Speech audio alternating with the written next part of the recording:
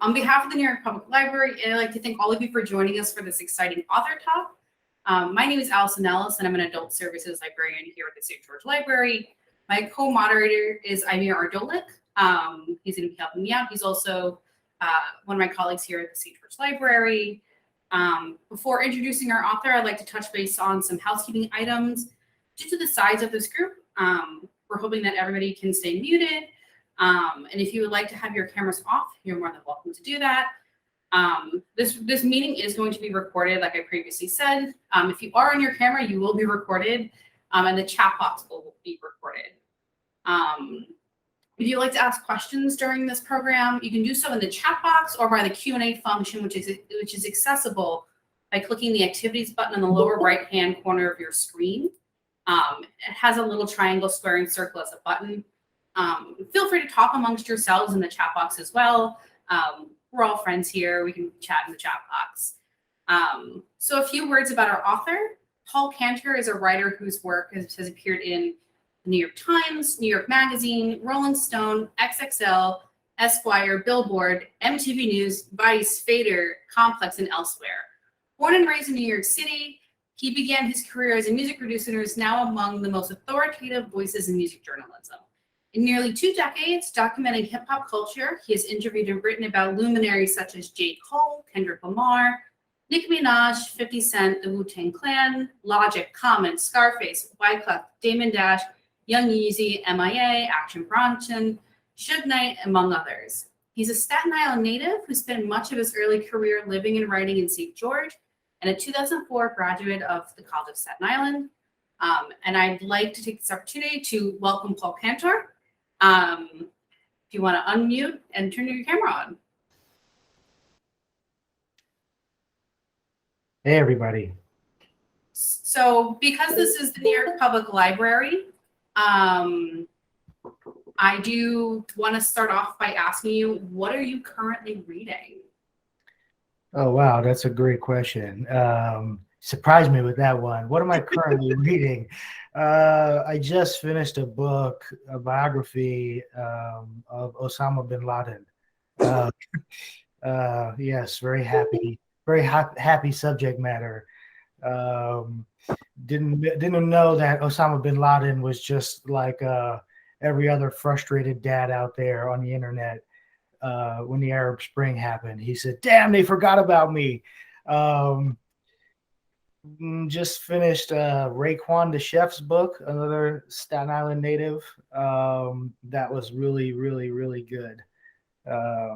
We didn't know what to expect going into that, and that was phenomenal. So those are 2 books I've recently finished within the last, month. Awesome. So our first question about the book, out of all of the artists that you've interviewed over the years, why write a book about Mac Miller? Well, I mean, I think like all people, we have like a fascination with understanding, where the line is between madness and genius, right? If you look at biographies of all great people, whether they're, Steve Jobs or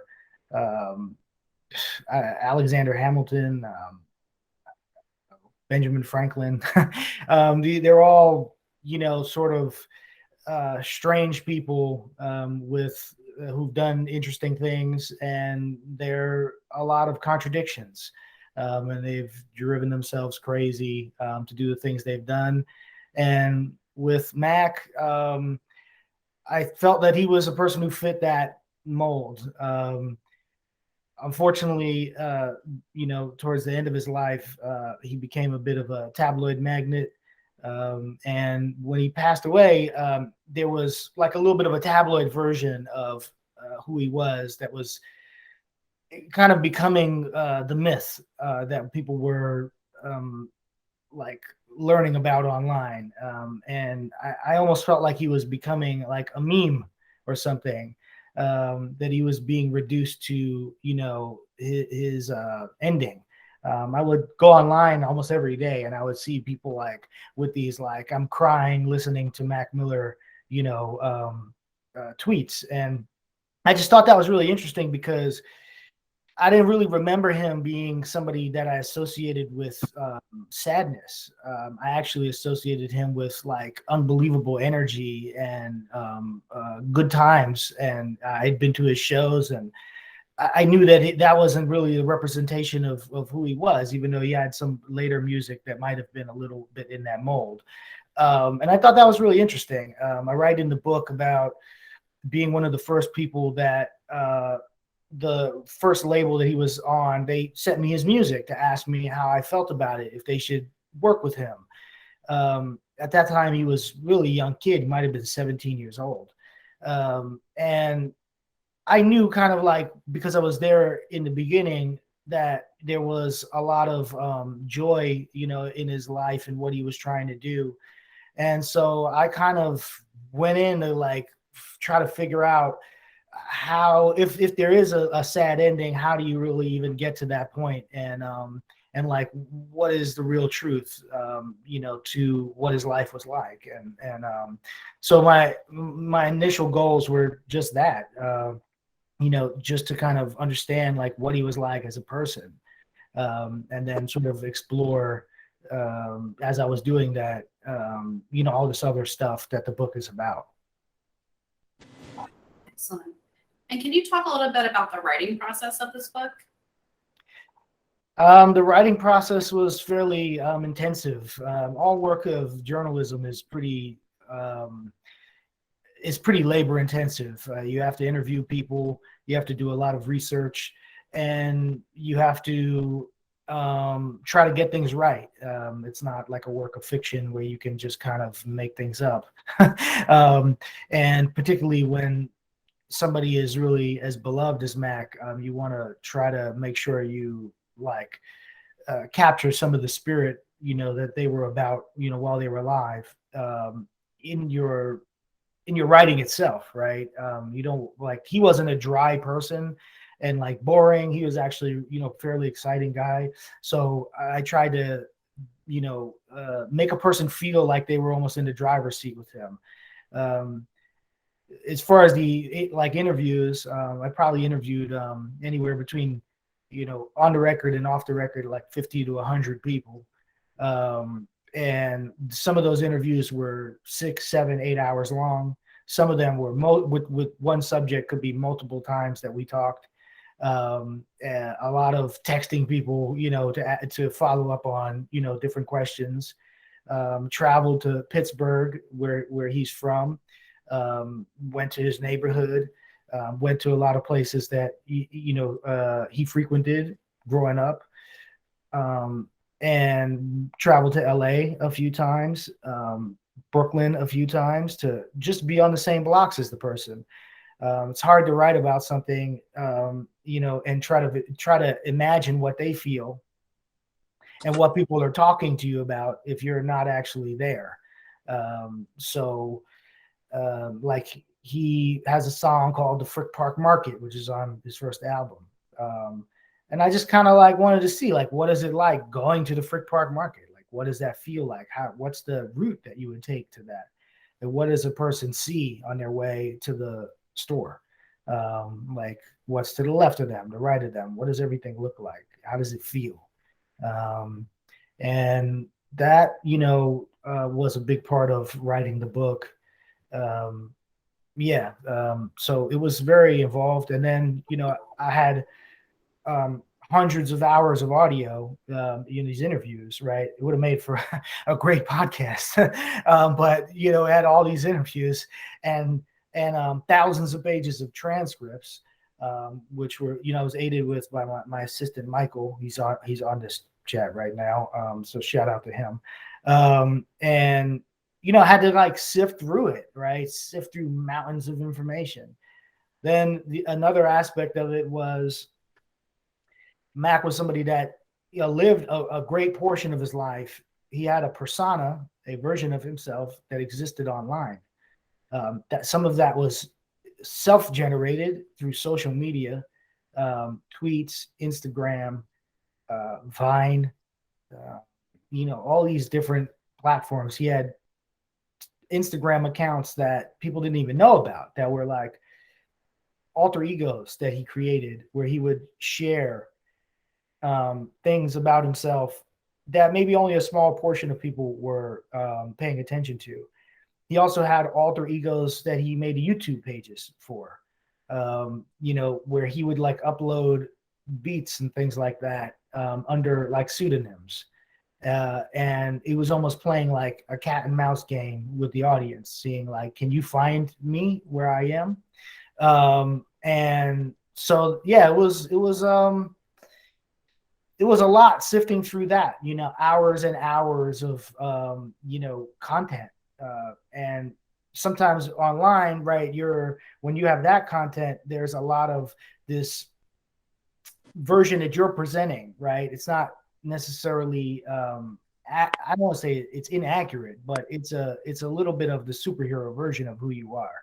If somebody were to look at my tweets, for example, they would get one version of me. But if you get me on this New York Public Library virtual, event right now, it's a totally different version, right? And so you project a lot of your reality onto that version of the person that they're presenting. And so that created an element, and trying to like sift through all of that stuff, was a lot of work. You had a lot of contradictory information, interviews that contradict each other, and you're trying to like sort through it all and see.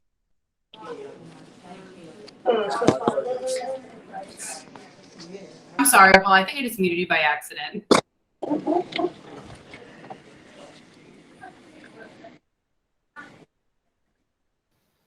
I think I'm back on. Yeah. I'm not sure where I left off. But what was the last thing you heard me say? The online personas. Oh, right. So yeah, there was, this unbelievable, like, online persona that you had to kind of like parse. You had to like kind of dig through that and just kind of like see what is the projection of reality and what is actual reality, right? Because if I was to write a biography based on, what somebody shares on the internet, right, that version of themselves might not be entirely accurate. Please mute yourself if you're making noise. If everybody can mute themselves, that would be. Okay,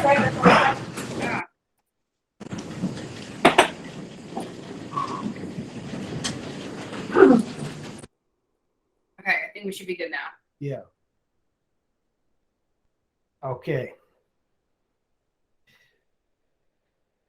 We're all good? Okay, all right. Yeah, piggybacking off of your research, by the way, Paul, nice to finally meet you. We've been speaking on social media for years, myself and Yes. Paul. So thank you for all you've done and all you continue to do and all the great stuff that you're a part of. Oh my gosh, the pleasure is all mine.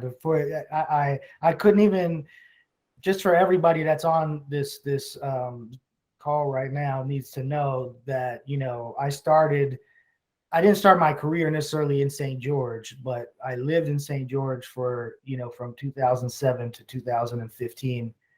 And that's where most of the stuff that people would even know me from was written, in an apartment right down the block from this library, you know what I mean? Awesome. And so this is like Coming home. Yes, totally.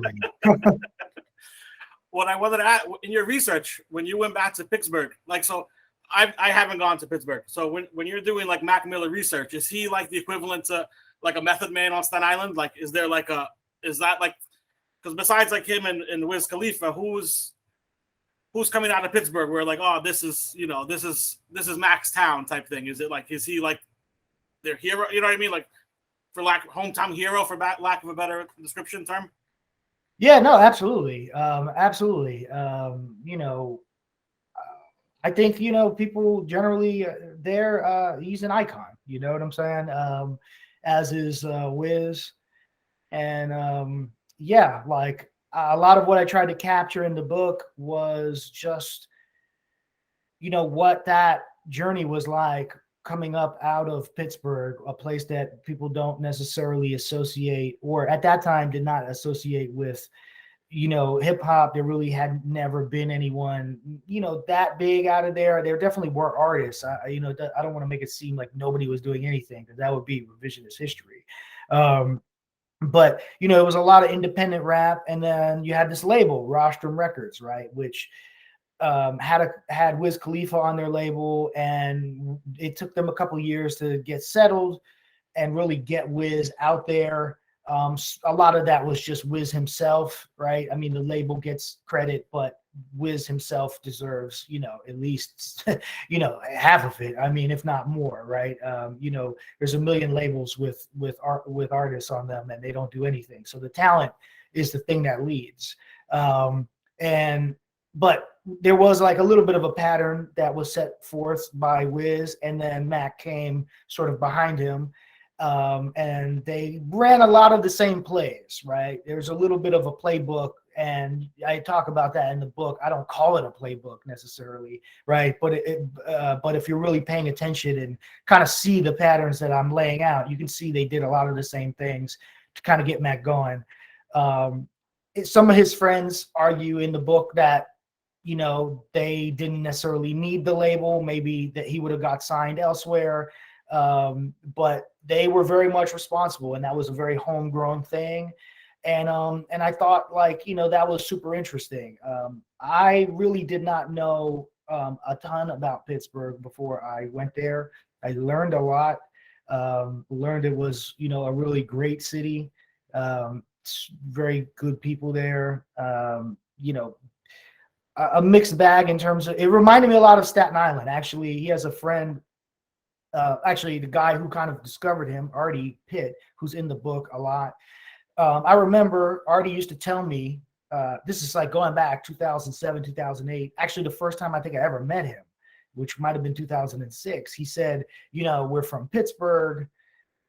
Pittsburgh's a lot like Staten Island. And I said, well, I didn't really get it. I didn't understand how you like this major city, in American history could be compared to Staten Island, which is tiny, right? And it's also like kind of a forgotten place, right? I mean, everybody calls it the Forgotten Borough, right?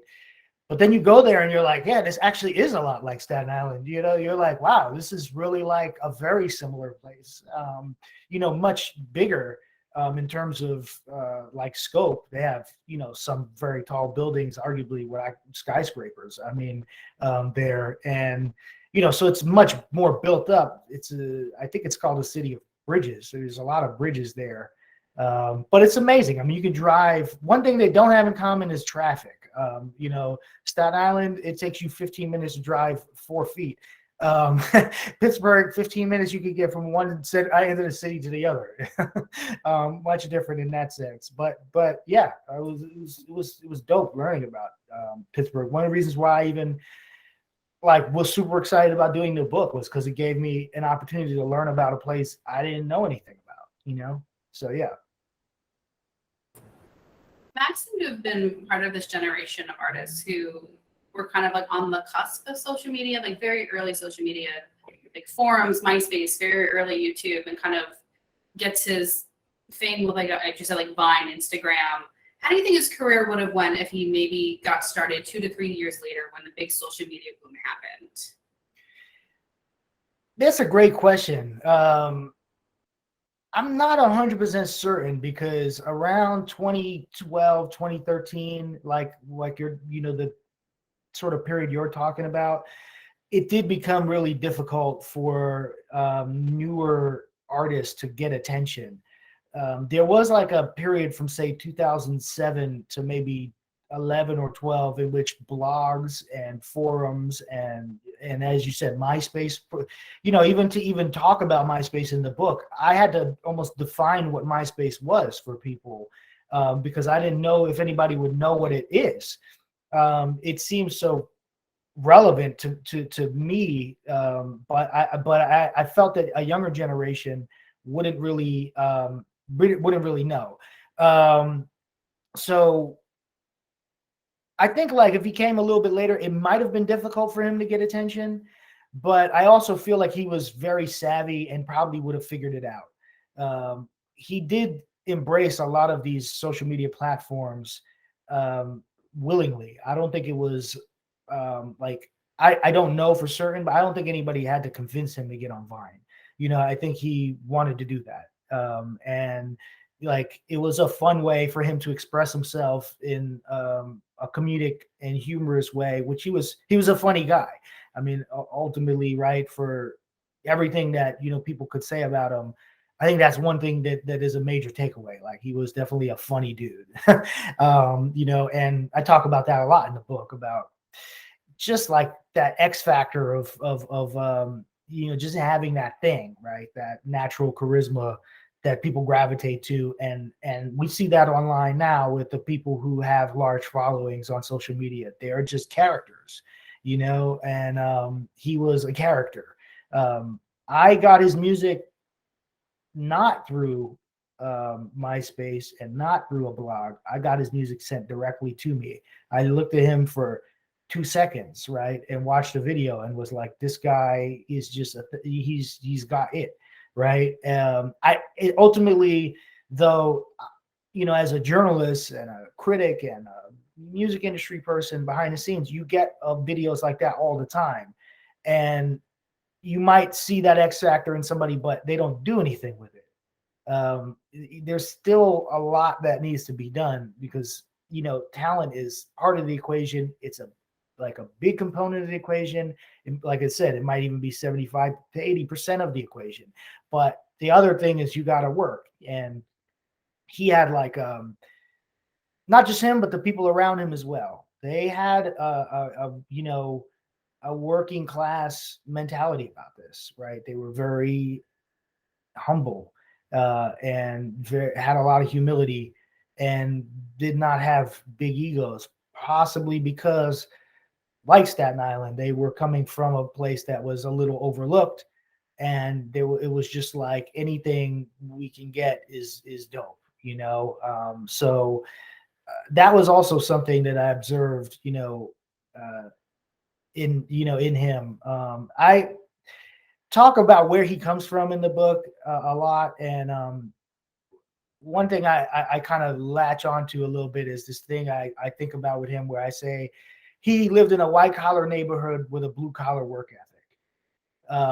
You know, and that shit is deep, you know. Like, I just think that goes so far, you know, because you can come from the white collar neighborhood and be lazy and not do anything, right?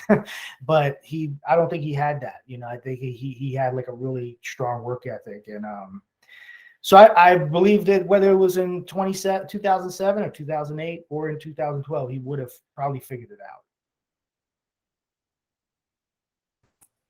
You know, it's interesting that you say that, because it seems like he kind of fit in everywhere. Like, there was never like, you know, there was never like a beef, you know, anything. It was like, you know, wherever he put himself, it worked. You know, there were some hiccups along the way, but it seemed like it always worked. So I think he would like work in any era, I guess, you know, social media, not social media. I think he had that it factor, for lack of a better term, I feel. Yeah, for sure. And I mean, definitely early on in his career, he had people who were naysayers or detractors, what you might call haters. You know, a great example, I don't get into it that deep in the book, because I feel that like the history between them became a lot much more cordial. But the rapper Danny Brown, who was extremely popular at the time when Mac was blowing up. They were both kind of blowing up at the same time. Danny Brown was much more.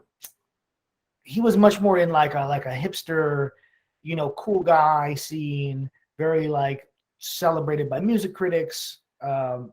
He would like talk shit about Mac. I think he even did a Rolling Stone interview where he says like, I hate that guy. You know what I mean?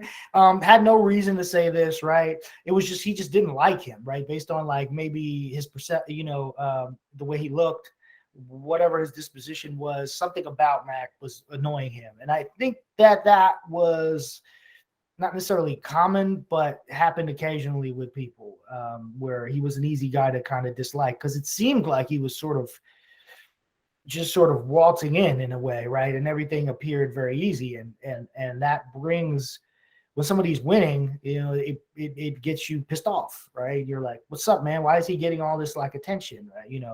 So on and so forth. But over time, when you start getting into about 2013, 2014, it's a way different conversation with him, and it's much more people talking about him in like a really intelligent way and talking about him like very respectfully. And then by the end of his career, it's like totally different. It's almost like people taking him, so seriously that it's like you don't necessarily know if the music was connecting as much as people were talking about it. But then he passed away, and then everything has so much more relevance, right? After somebody dies, they just every word they say takes on renewed meaning, and every song they make is about something deeper than what it actually was. And so that's kind of like the situation I saw him in. What I appreciate, what I didn't know about Mac, and while reading the book, he was a student of the game. Like, he really loved hip hop, and I was like, oh, he knew his music. It wasn't just the next white rapper coming into, he knew the history of the music. Like, he loved I'm a big L fan, and he was like, that's his favorite rapper. So I'm like, oh, that's and I thought it was interesting when he did the story with the premiere at D&D, where he just wanted to sit in the booth. And he was like, oh, so all these rappers before me, right? That was D&D, right? That was at the headquarters studio, which was the former home of D&D, but they had just like renamed it. Yeah. Oh, well, I'm sorry. Yeah. So, but I thought it was so interesting how he wanted to just absorb like the energy in the room, where he knew like, oh, he was naming all the guys who were in that booth that spit. That I was just like, wow, this is, like, you could tell like he was there for the love of the game. Like, that's the vibe I was getting. That was a common theme that occurred in most of the stories that I heard from people that I interviewed, was that he was always really like respectful and paid homage to people that came before him. He was very inspired by a DJ Premier or a Big L or Just Blaze. Like, he was very much like a student of what had come before him. And as a writer, I found that really inspirational, because or as just a creative person in general, because sometimes people become successful and you feel that they kind of don't have respect for the craft, and don't have respect for what goes into like really doing this.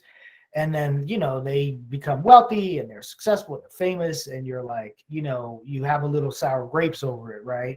I think he was actually somebody where like his success may have actually confounded him, where he was like, I kind of just want to be an underground rapper, right? Like, I would be okay with being a Big L, right? But I somehow, because of the internet and because of just how people glommed onto me, I am this person, right? And he spends a big portion of his career kind of like almost undoing some of that, right? And saying, this perception that you have of me based on what I did early in my career is not actually who I really am. I really am, like a student of Big L.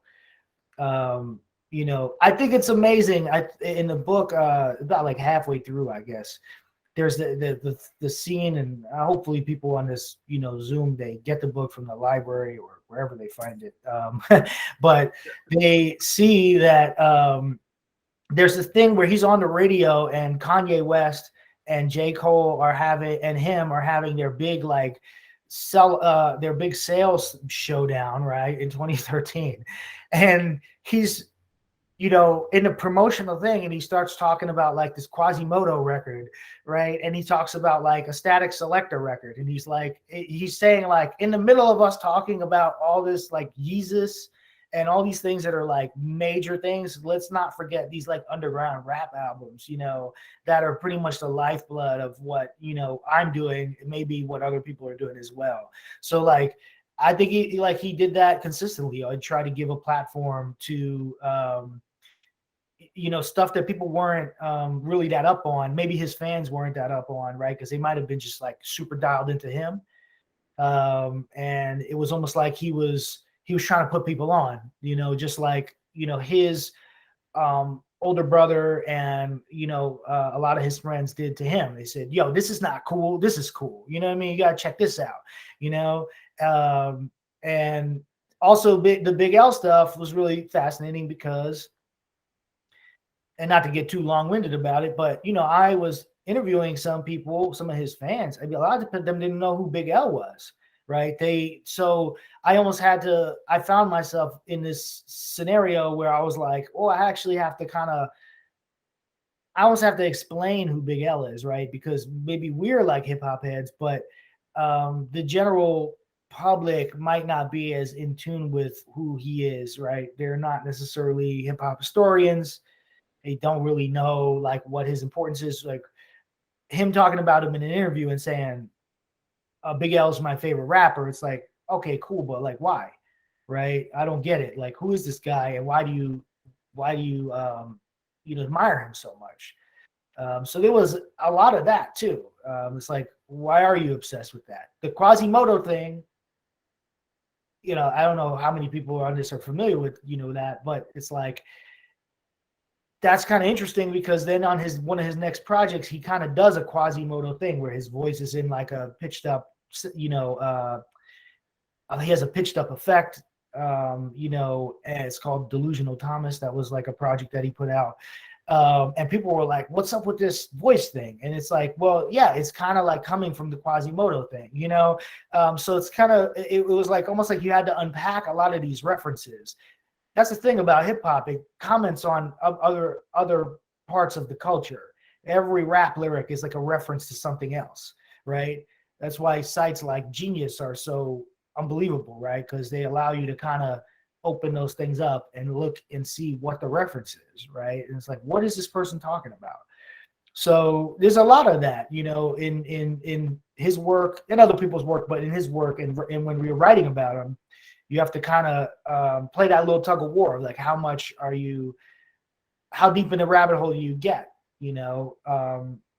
There's like a footnote, I think, about the song Traveling Man 09, which is like a song he did, which is a remix of another song. You know what I mean? But like the people who are listening to it only know his version. So you almost have to like unwrap it and say, no, actually, this is a thing that dates back to like 98, right? And it's some obscure DJ Honda record. You know what I mean? So, yeah. Well, I think that's great because I do a lot here at the library. I do a lot of programs with teens. So I might play a sample and they'll look at me and they'll, oh, this is this song. And then it'll be a completely, they're like, oh, what is this? And this is, I love playing the Sting song because a lot of the kids don't know the Sting sample. So they'll hear it. They'll say, oh, this is Juice WRLD. I say, no. They say, oh, this is Nas. They say, no, this is Sting. Like, who's Sting? And it's like the greatest thing ever because they're hearing it for the first time. And it's like, what's happening? Well, I always say that hip hop is like the best educational tool because it's like it's a very postmodern meta genre of music. It's built on other music, right? It's samples, right? And it kind of like just in one song, it utilizes so much other information. And if you just crack open that a little bit, you can kind of educate people on the history of music, just with a very simple thing, right? Because even the Sting stuff, might actually be commenting on something else, so yeah, it's I love it. It's great. It's great. But back to the I guess maybe the sampling. I know that since he was a big L fan and the whole digging in the crates, he did that Lord Finesse where he was paying homage to Lord Finesse with the Hip to the Game sample early in his career, and then that blew up, and then the story goes, Lord Finesse ended up suing him for an undisclosed amount of money. Like, that happens often, or at least now, more often now, I guess, with sample clearances and things like that. Did you ever find out how that affected him? Like, here's one of my, idols or someone I looked up to. I was just trying to pay homage, and here you are now coming at me, legally at least. I think it had a big effect on him, actually. Well, he was sued for $10 million over that particular freestyle. Freestyles are, um, I mean, it's like a Promotion little bit. only. Hip hop had the freestyle is almost like a blues tradition, right? In hip hop, right? The instrumental becomes almost like a standard that people are playing, right? And they, over time, right, everyone does their own little version of it. You know, I look at like I want to say 2000 and maybe 7, right? It was Lil Wayne with A Millie, right? It was how many remixes were that of Yeah, that? It was the remixes gave the song more life than the song had, right?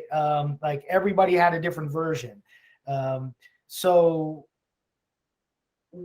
that actually gives these things a second life. So what he was doing was kind of like almost giving the Lord Finesse thing a second life. It was kind of a, I don't want to say it was a dead song because that's not true. It was a classic, right? And he was offering his own take on it. I think like maybe the success he was having potentially unnerved, Finesse, and he was like, I want to receive something off of this. He was playing shows, making a lot of money. It had kind of blown him up, and I don't want to speak for Finesse, but that's the sense that I got. Yeah. But at the same time, right, he was kind of like, why me? Right? Everyone's doing this. I'm the only one getting sued, right? And I'm the only one getting sued for this astronomical sum of money. Like legally, I think he always knew that he was okay because I don't think Lord Finesse had ever cleared that sample that was on the original version of that song. So it was almost like Finesse was suing him over something that Finesse didn't even own, right? And it was entering this strange territory of copyright and who owns what. But to him, I think he was well intentioned. Or maybe he presented himself as that, but that's the read I got from everybody. And generally speaking, the sense I got was that he was very disappointed about it, and it influenced what he did moving forward. I don't think he really had a lot of freestyles after that. Maybe didn't even have any at all, so it was a totally different ball game. And I think that stuff scared other people because they were like, hey, we need to chill out with this. We might get, everything is really lawsuit happy,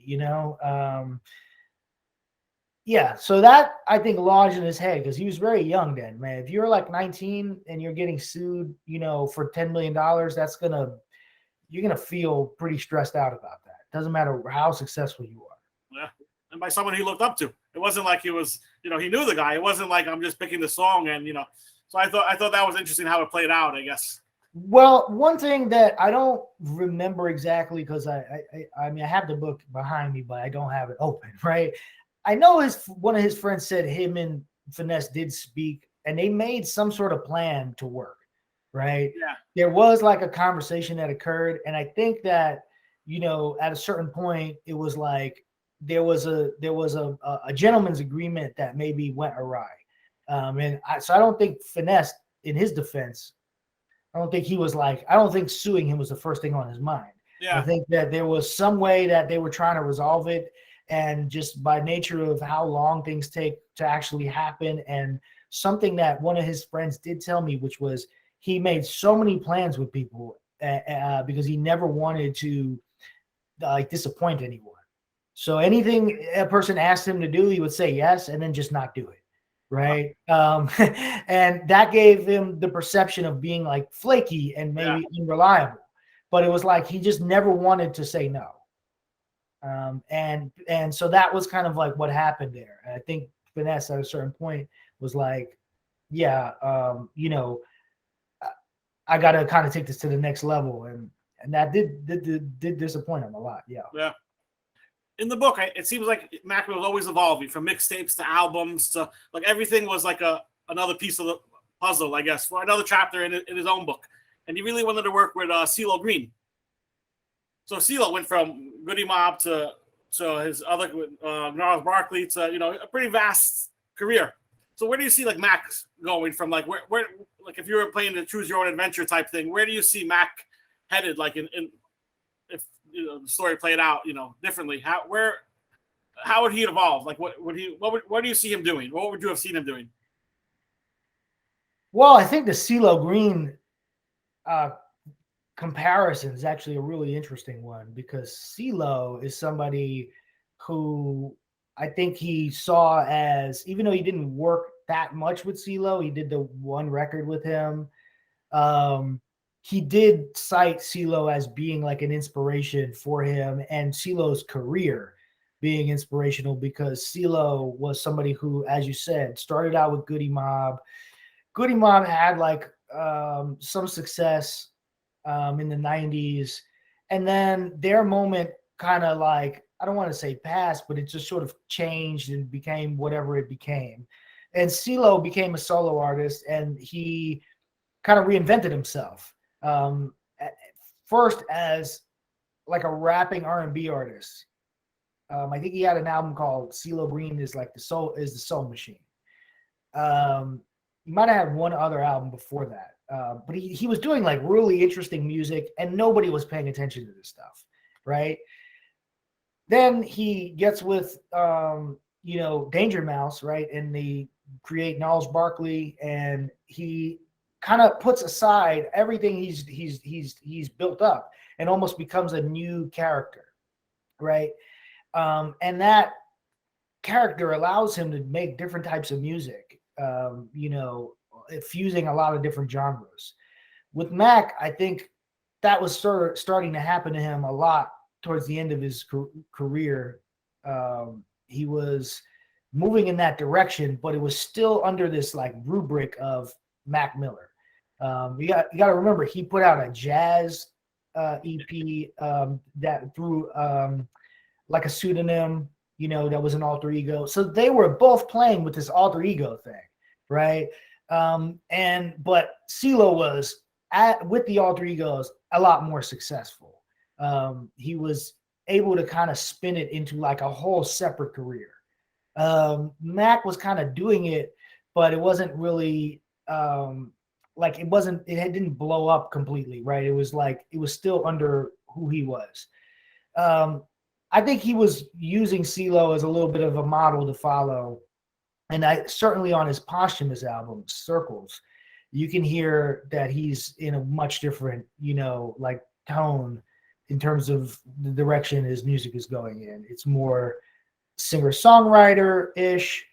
It's more subdued. The hip-hop element is pulled out a little bit. It's not as present. And I think that's a trajectory that he probably would have leaned more in. But some of it also, I think he was a really great crowdsourcer. He would have sort of determined, like, is it working, right? Are the fans responding to it? Is somebody said this to me once, a really big artist. He said, when you're on stage, if you have a hit album, you feel it in the crowd. When you're on the stage in front of the people, if that, like album to album, how that feels, right? I think he would have known based on what the reception was, whether that stuff was working. But I think he also, at the end of the day, would have retained the hip hop element. Might have dialed it back a little bit, but ultimately, I feel like that was a big part of his DNA. And no matter what he did, if he went more in this like Tom Waits direction, and did that kind of like grizzled thing where I'm smoking a cigarette and I'm behind the piano or the guitar, I still feel like it would have been infused with like a hip hop vibe, that was just like some Everlast. How Everlast, I don't want to say recreated his career, but how Everlast, he was doing the Whitey Ford stuff, maybe something like that with the. I mean, potentially, yeah. But that's an interesting. I never really thought of it with regard to Everlast. I mean, Everlast though was very, successful with that. Oh yeah, yeah. He won a Grammy on both sides. Yeah. So, I don't. And then Everlast went and what was the group that he was in with like Slain and all those guys? He came back to doing rap stuff. So I think it's like one of these things when you're a part of the community, right? You can kind of like dip a little and dabble and do what you feel. And I think when you're not only when you have the community on your side, but when you have your fans, right, and they're established, you can kind of go in different directions, right? And you're less so playing to them. You might crowdsource a little bit, but you ultimately are going to make the decision for yourself what you want to do, and definitely, like, if you listen to Swimming, his last album that he completed while he was alive, that album is a little all over the place in terms of the genres, right? You have a little bit of this like funk. I see somebody in the chat just mentioned Dang. Like those songs are like very like much where, they're very sophisticated. It's not about showing off. It's about like making a great sound and a great vibe. And yeah, I think it was. I think that's kind of. I think he was just been more adept at doing that. Huh. No, back to his last album. How much of his last album was complete? I'm not sure. Was it mostly completed, or was it like?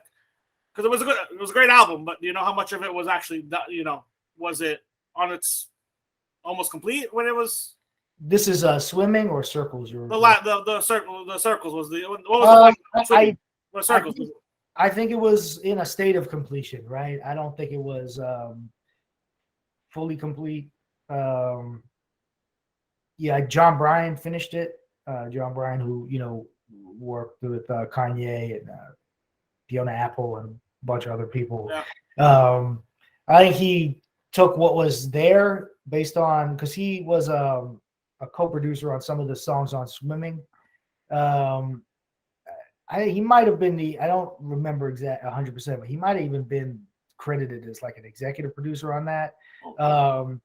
But it was his vision, pretty much. It was the Mac Miller vision. It wasn't like taking in someone, it wasn't a duets album, or it was right. I mean, I think when I listen to that album, I mean, this is just my personal feeling on it as a listener. I do think that there's a lot of John Bryan's influence on it. But that was likely based on some conversation that him and Mac had about the direction of what that stuff was. I just don't see him, doing whatever he wanted to do with it, just because there was too much at stake with an album like that. Because if the album wasn't good, then everybody would have, really just hated him, right? I just think I don't know him, you know what I'm saying? But that's my perception of it from the place I'm at, is that he tried the best he could based on whatever he knew, as did everyone else that was involved with it. There's a lot of, I don't want to say controversy, but, I'm sure some fans are split on that. They don't really know how to feel about that music, right? They're like, was this really his vision? What's really going on here? But I feel like I'm pretty confident that everybody involved in that did what he wanted to do. That concept, Swimming in Circles, was a valid one, right? He spoke about it, and they wouldn't have done it if it didn't make sense. Yeah. There's another great question in the chat. If someone was to get into Mac Miller's album music now, where should they start? I would say they should start first with I would probably start with like the Jukebox, actually, which is one of the early mixtapes. I would even maybe start with like the Ill Spoken mixtape, right? The How High mixtape, which is like going way back to like 2008. And I would read the book while I'm listening to music. I would like put the music on, and then I would read, some of the book, because the book kind of goes with the music. I talk about it. It kind of unfolds chronologically, and you can hear unbelievable development, in him as an artist. But just as you're kind of reading the book, it kind of goes along with it.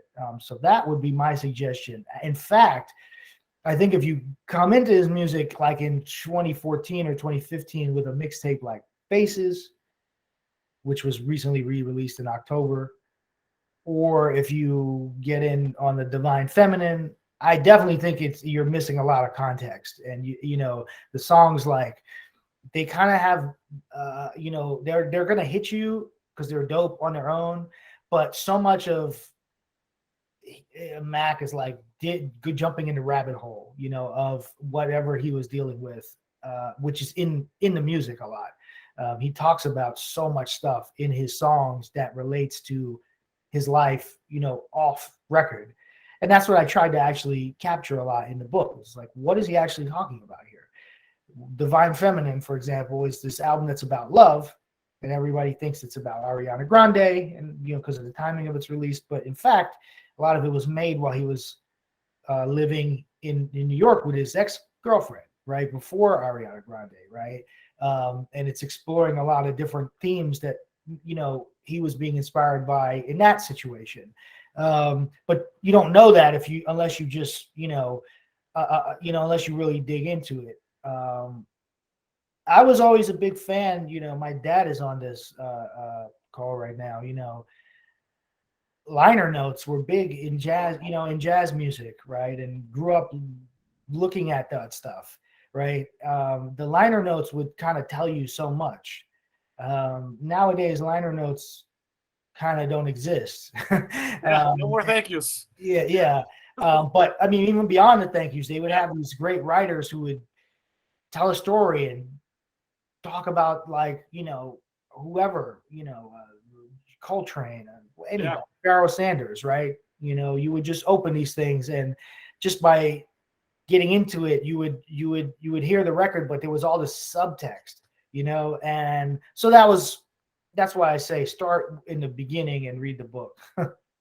Awesome. We have a few more minutes left. What do you got? What's next? That's a great question. I'm figuring it out, writing a few different ideas, and I often talk about, you know, creativity is like stumbling around in the dark. You know, you're just walking around until the light goes on, and you're like, okay, I found it. So I'm in the dark right now, with a couple of different lights peeking in. You know, could be another book, could be a movie, could be a TV show, a lot of different things.